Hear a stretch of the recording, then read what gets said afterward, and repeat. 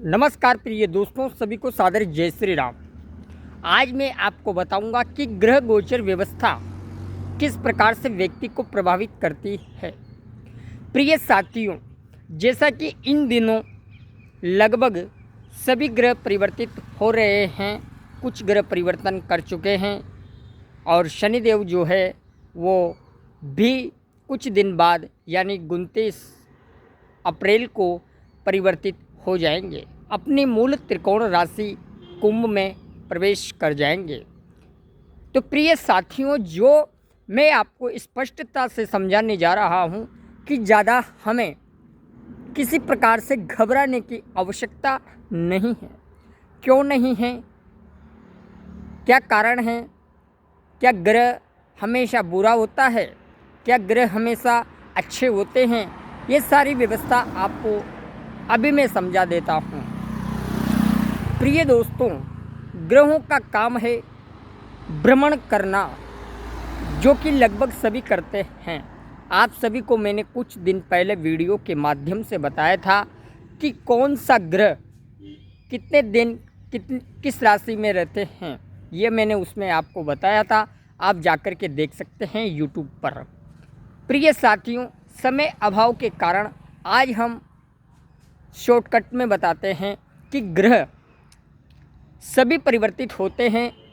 कुछ मुख्य ग्रह हैं जो लंबे समय में परिवर्तित करते हैं, जिनका व्यक्ति पर विशेष प्रभाव पड़ता है, किंतु उनका भी प्रभाव आपकी जन्म पत्रिका के आधार पर ही पड़ेगा, इसके अतिरिक्त नहीं। प्रिय साथियों, कोई भी ग्रह जब अपनी प्रभाव में आते हैं तो गोचर से जो व्यवस्था बैठती है ग्रहों की, वो व्यवस्था सिर्फ और सिर्फ संपूर्ण ब्रह्मांड में उन ग्रहों का प्रभाव पड़ता है, किसी व्यक्ति विशेष पर नहीं। व्यक्ति विशेष पर प्रभाव उसकी जन्म पत्रिका में विराजमान ग्रहों के आधार पर पड़ता है। किस ग्रह की दशा, किस ग्रह की अंतर्दशा, किस ग्रह का प्रत्यांतर, किस ग्रह का सूक्ष्मांतर चल रहा है, उस आधार पर उस ग्रह के बारे में चर्चा की जाती है।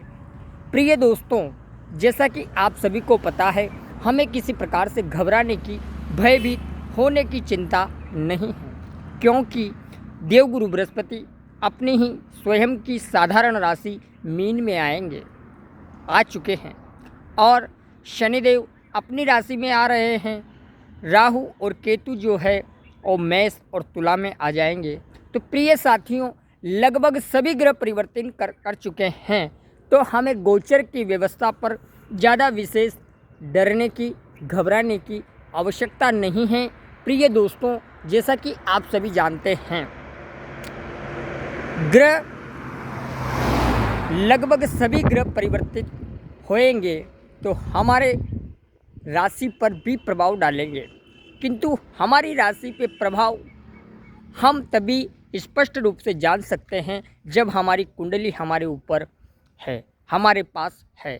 यदि कुंडली नहीं है तब फिर आप नाम राशि के आधार पर जान सकते हैं, जो कि प्रभाव तो देगा, किंतु आपको उसका फल कम ही मिल पाता है।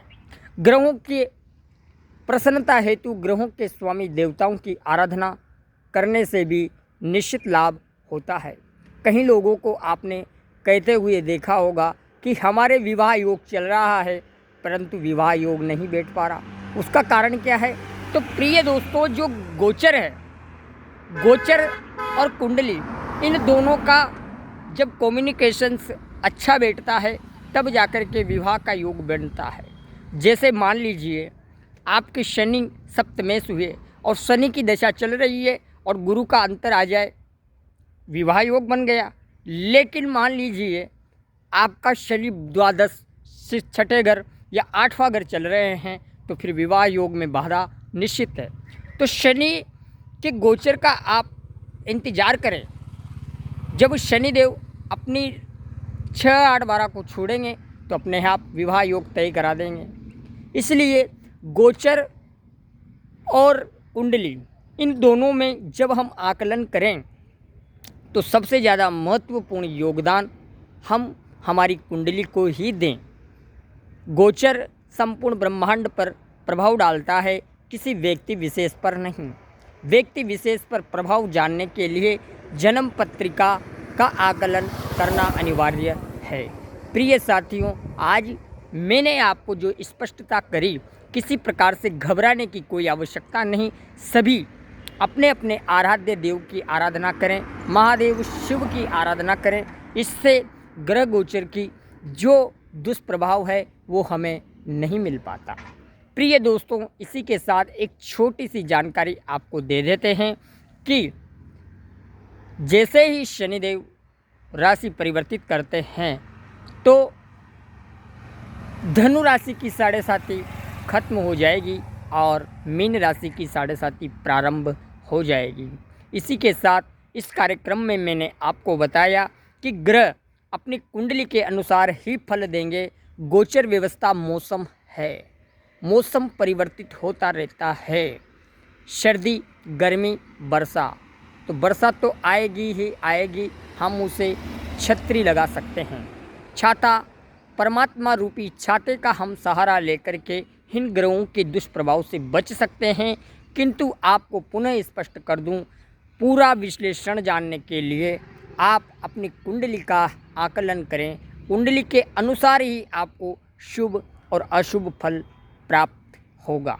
इसी के साथ आपको बता दें, कई लोग बता रहे थे कि कई लोगों के, जैसे मान लीजिए एग्जाम्पल के तौर पर आपके गुरुदेव मीन राशि में आए तो राशि से गुरुदेव धन भाव में गए।